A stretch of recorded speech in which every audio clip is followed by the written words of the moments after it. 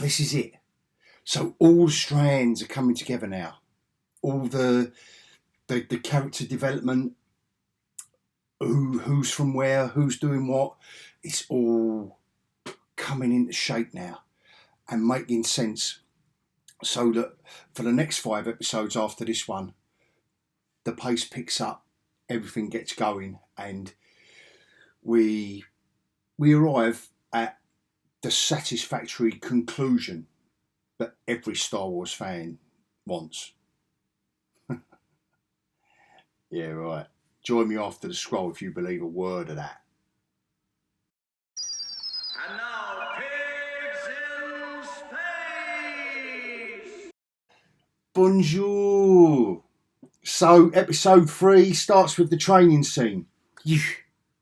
So, they riff heavily off of Star Wars. Luke, Ben, do you remember that? Oh, I can't see anything with a blast visor down. Do you know what? I would have loved a bit of that.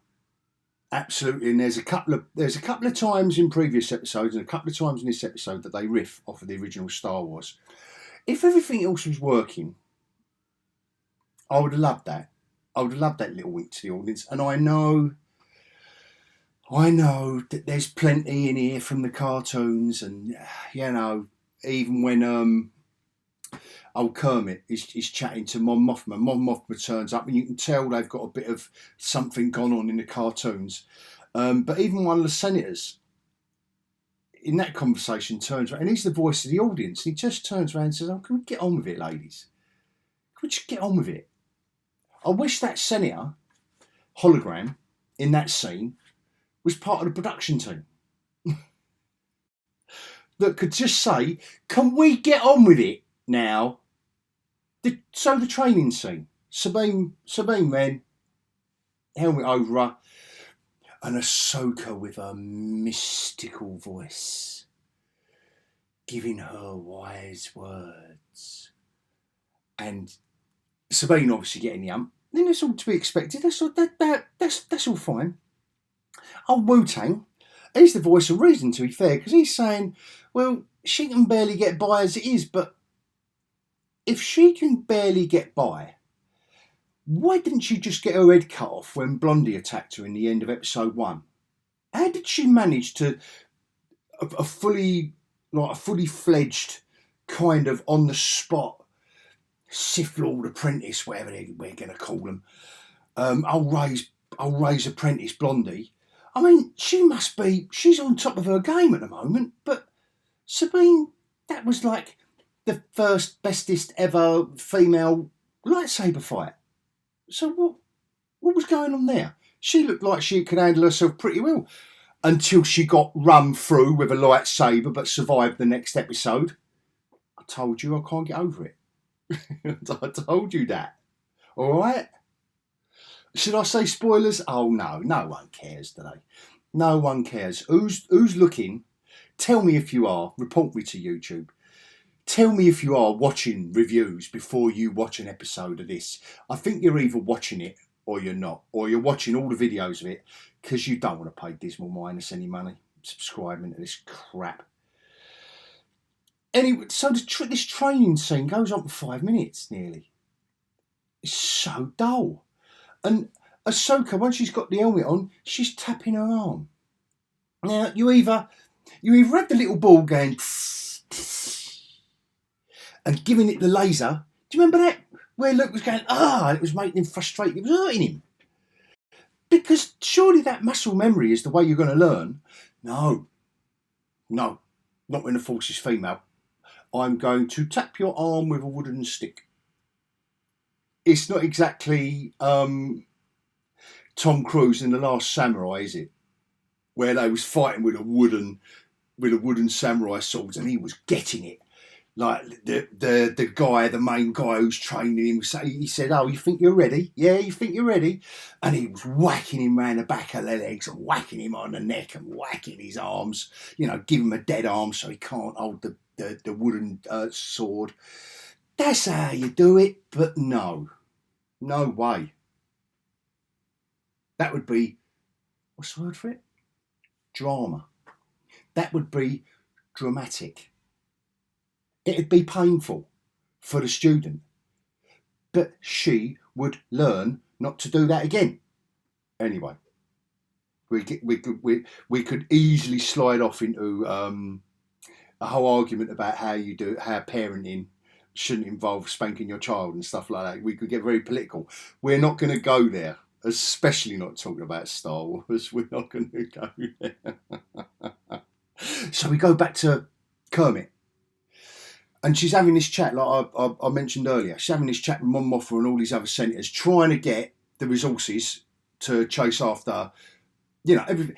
Basically, Kermit explains to Mothma and the other senators everything that's gone on in the past 2 episodes. Exciting stuff. We had 5 minutes of dreary training thing. Now we've got, I don't know how long it is. It seems to go on with that forever. And now we're back to AHSOKA and Ren in the trying to move a cup. Having another chat about it. And to be fair, they are getting on now. So there is a development in their relationship, which is good. Okay. I'm putting both hands up. Okay. It's a positive movement forward. There is some momentum from somewhere to move something forward. Now we've got a chat. Now she's got to have a chat with Wu-Tang. So she has a chat with her in the room, in the ship. Now she goes to the bridge, has a chat with Wu-Tang. And they need to get really close to whatever it is they're going to scan. They're having a chat. So they come out of hyperspace. They're trying to talk to Kermit, but they can't because something's blocking them around the orbit of this planet to come out of hyperspace. So from the other episode, they're chasing the hyperspace. The Chopper put the old turned upside down, didn't he? And put a tracker device on, so they've tracked it to the ring. And again, they're riffing off of Luke jumping into the cockpit in the Millennium Falcon in the first Star Wars film. And like I say, this would all be great if it weren't just so pedestrian. 6 fighters attack. Ooh. Yeah. Do we think at any moment? Do we ever think that? And I don't expect him to be blown away. Don't get me wrong, because we wouldn't have 5 more episodes called AHSOKA, would we? If she dies in the 3rd episode. Do you think that? Is anyone in the audience even suspecting that this ship will get disabled and they'll be captured?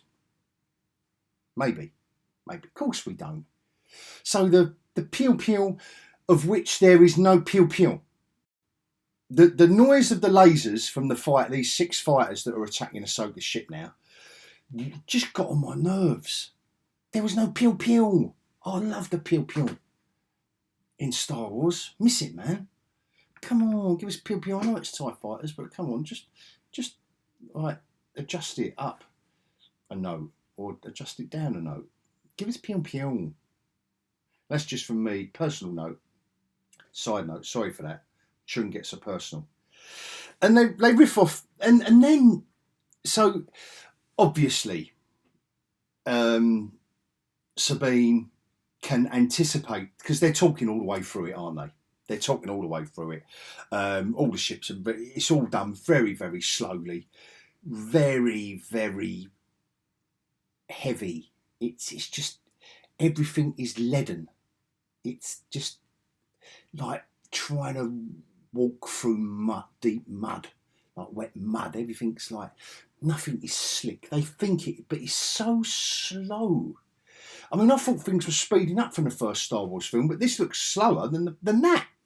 You know, like when you look back in the first Star Wars film and you can see like the TIE fighters and you think, oh wow, like who could have ever missed them? Anyway. Old Frau Bissiner, old Morgan, just reminded me of Frau Bissiner from the from the Austin Powers film. She goes, "Deploy the turbo lasers!"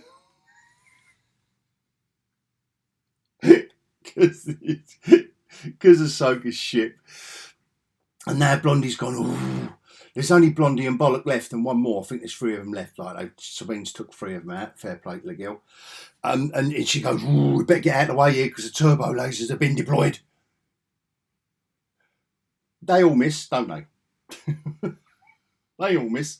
She's still flying straight towards, a bit like Kermit in the other episode, where she just flew behind the ship with turbo lasers aimed at her. It was the ship taking the hyperdrive to this place.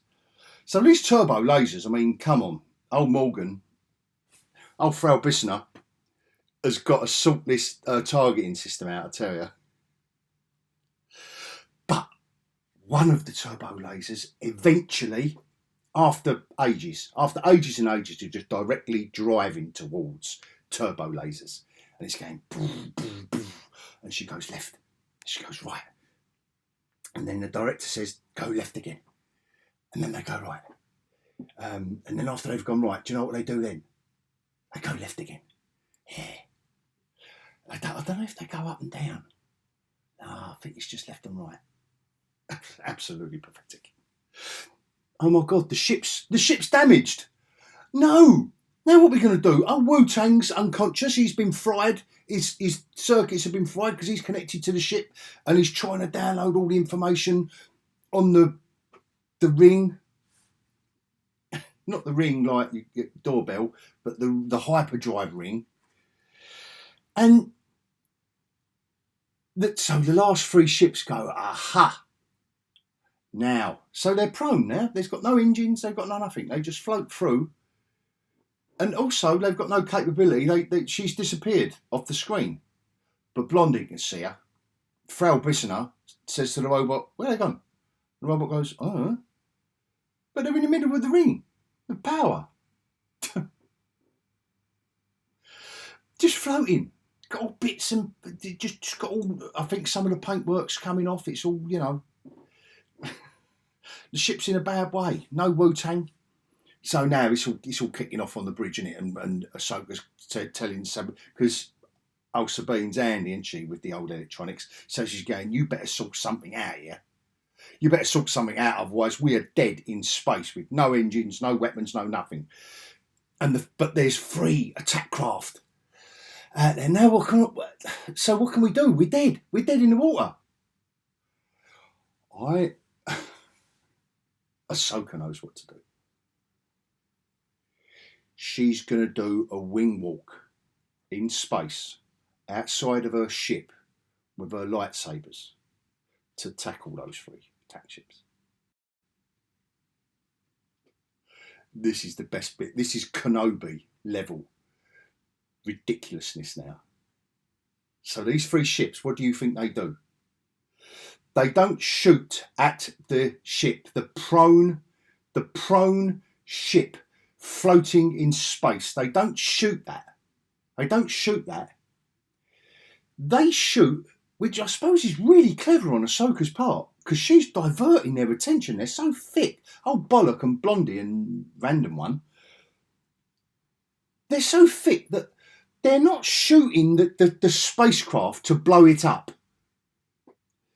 They're pew-pewing at Ahsoka, who's dancing on the wing, back flipping off the wing, and thank God it's a bit of CGI. I mean, you don't hear me say that often, but we don't want to see her do them flips from the other 2 episodes, do we, where she goes, oh, she's got a little bit of problem with her joints, isn't she?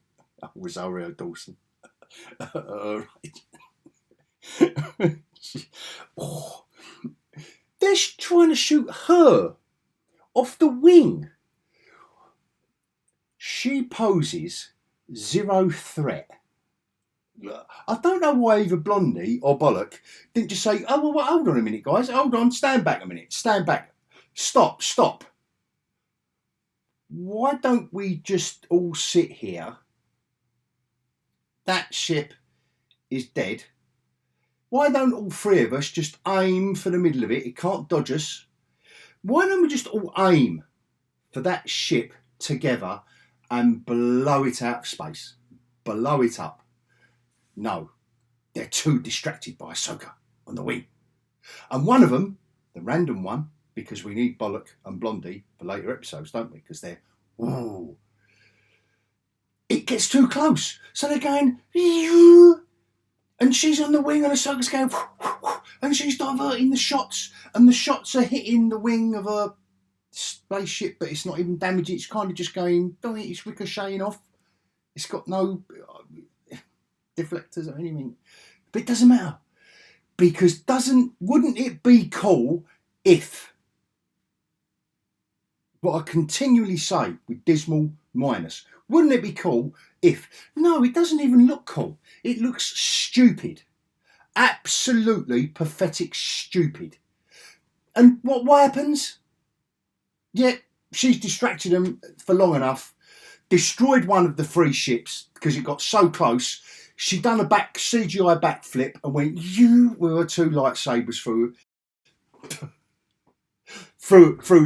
the fighter. Hooray! And then Sabine has got it going. She's underneath there. She's underneath the steering wheel, trying to hotwire the ship. Yay! Wu-Tang's awake. Yay! Just in time before Bollock and Blondie have got to go all the way, because they've done a right swoop. They've been swooping so fast, they've gone miles away.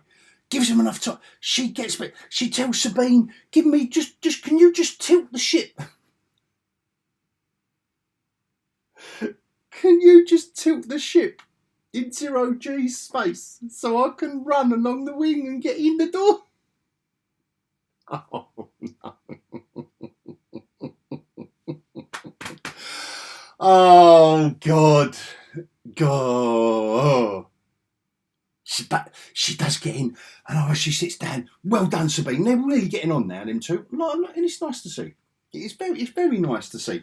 And now, so they get it going again, but now they've got to lose.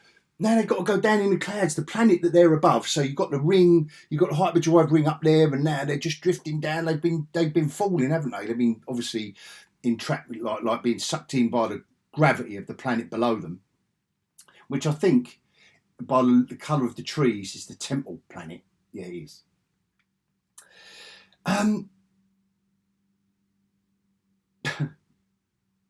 Now the space narwhals turn up.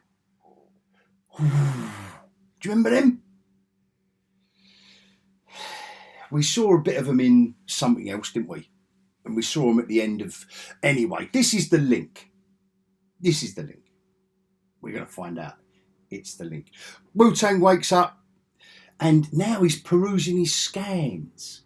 So while Blondie, she's in her ship, and old Bollock, they give him the slip, because all the space narwhals come along, and Ahsoka said, I know what I'm going to... No, Sabine actually was driving it. She went, I know what I'm going to do. And she went down like that. Instead of just going straight through the space narwhals, dodging left and right, she thought, yeah, this left and right business ain't working out for me so far. I think I might go... No, I won't go up, because I'm going to go...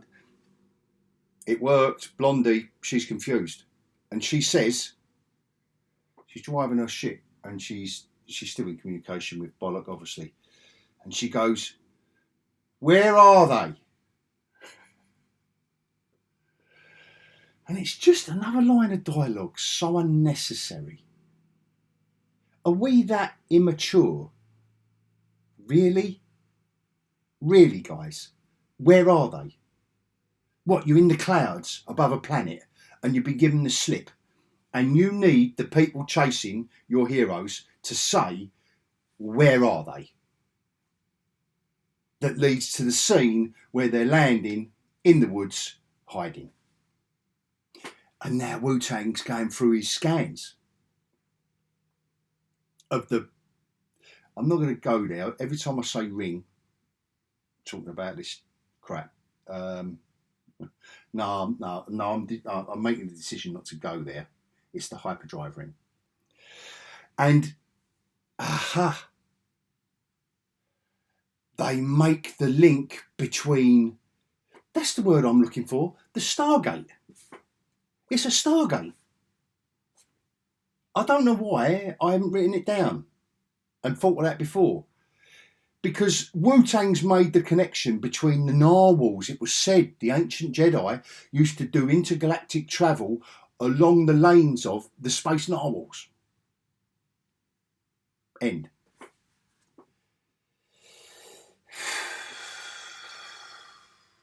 I've had to do 3 episodes because I went on holiday. It's almost putting me off having another holiday doing this. I've had to go through 3 episodes of this. And do you know what? It's been fun. It's been emotional. Shall we say that? Yeah, I think I'm allowed. I think I'm allowed to say that. It's been emotional. I'm looking forward to episode 4. Where do you go? Like, this is just. That was a crazy episode. No wonder it was only 29 minutes. A crazy episode. Just absolute madness, really. When you think about it. Nothing makes sense. Nothing links. Nothing is considered in a fashion that you would expect from a team of adult creators. Anyway, can't wait for next week. This is ridiculous. We've just got to see it for what it is, which is ridiculous. And I don't know if the cartoons were better, but only time will tell. Got another 5 more episodes. I'll be back in sync, as in Wednesday's reviewing. So apologies for those of you that are thinking, oh, Hog, mate, listen, you're giving us a video a day. But I had to catch up. This deserved my attention. And I'm glad I watched episode 3. Best episode by far. We're on par with Kenobi now with this episode, I think. Nice. And before I go, as always, thank you guys. If you stuck with me this far, thank you. Give me a comment.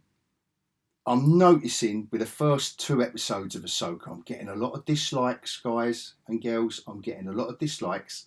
If you dislike the video, tell me why. Come at me. Listen, I was at Star Wars Celebration with my old mate Taters this year. I've been a fan. I am one of the originals. So don't think that I didn't want any of these Star Wars programs to work. Don't ever think that. I want them to be huge, successful and decent. They're not. Sorry, they're not. We've got to apply logic. The world's moved on. So, but come at me because, listen, no one's life's at stake. So if you're disliking my video, tell me why. Come on, we'll get into it. No one's going to die. Is it an argument? Not really. You're just discussing stuff you love. You know, I can see them riffing off of the original Star Wars film, but you've got to somehow back that up with the other half hour being decent. Anyway, so thank you one and all if you followed me this far. Love you, sexy subscribers. You mental, nearly 20,000 mentalists. Love you, mental, sexy people. And come on, give me a like, give me a comment, please. I love it. The more you comment, the more I like getting into it. It's fun. It's got to be fun. And I know I'm probably having a bit too much fun at Star Wars and Filoni's expense at the moment, but they deserve it. They deserve it. And that's all I've got to say about that. And until episode 4, I will bid everyone adios.